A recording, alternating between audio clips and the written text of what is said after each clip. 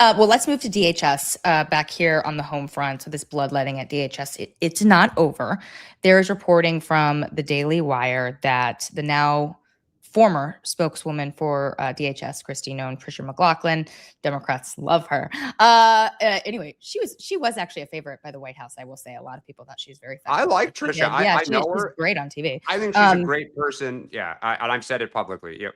So it turns out, according to this reporting on the right, that she was involved in the selection of the DHS $200 million ad contract, including the company that later subcontracted with her husband.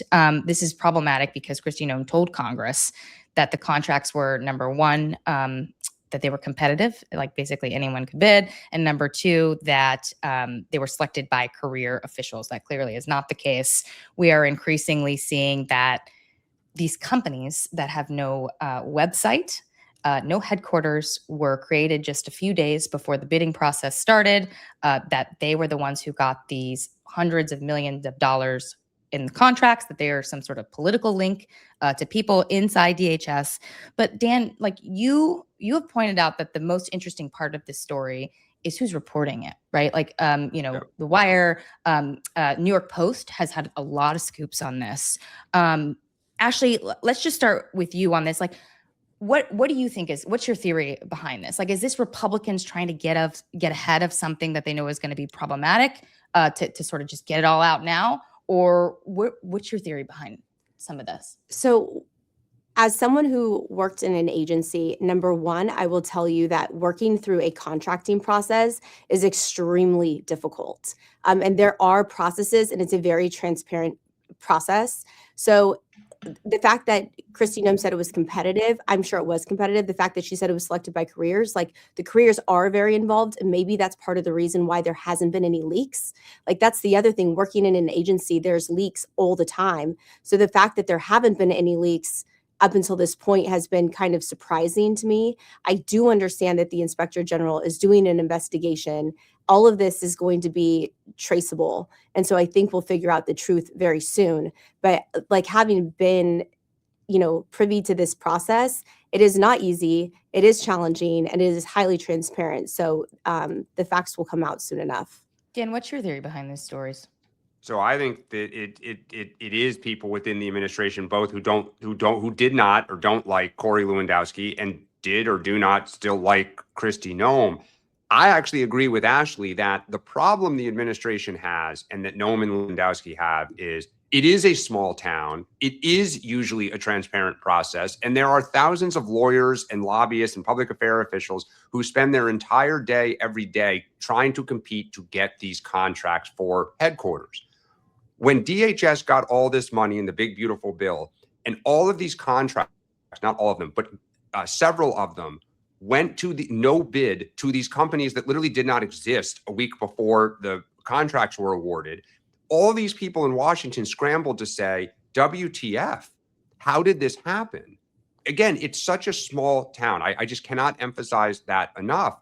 And so I've been talking about how people have been feeding stuff to Democrats on the Hill. The White House knew some of this stuff, right? Now, they tried to look the other way. They hoped that, again, you could keep power, that this stuff would they would ultimately be successful and it would be small potatoes.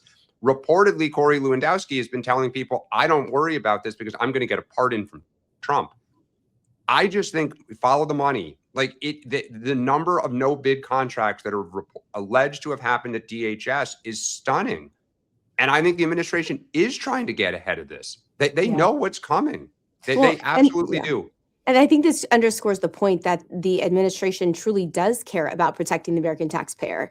And it has been a top priority of the administration to root out waste, fraud, and abuse. And so, to Dan's point, like to follow the money will be critical. And there are people that are championing transparency and accountability. Yeah, and just to go back to something Dan said, he was referring to Lewandowski. New York Post, again, reporting that he bragged that he could do whatever he wanted because the president would pardon him. But we should also note that he denies that he said that and said he has no reason for a pardon. But here's the thing that's so remarkable about this.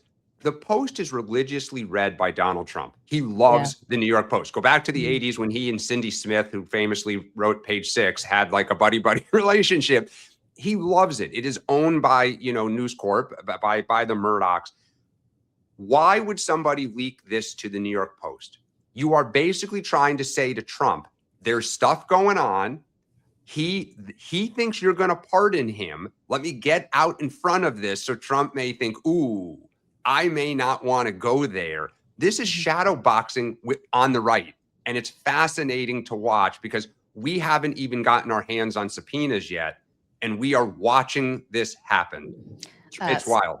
Speaking of Democrats, let's just pull up that third element here. Mike Levin, senior Democrat. I don't think he's on the oversight committees, but if you can't read it, he's basically saying that Noam and Lewandowski might be gone, but $240 million of your taxpayer dollars went somewhere, and it went exactly where you'd expect in this administration. Anyway, so they are signaling here. They're already making charts, trying to follow the money. It went to this company that has this link that paid this person, and it comes back to the, you know what I mean? So it's certainly not going to go away. Democrats are going to be all over this.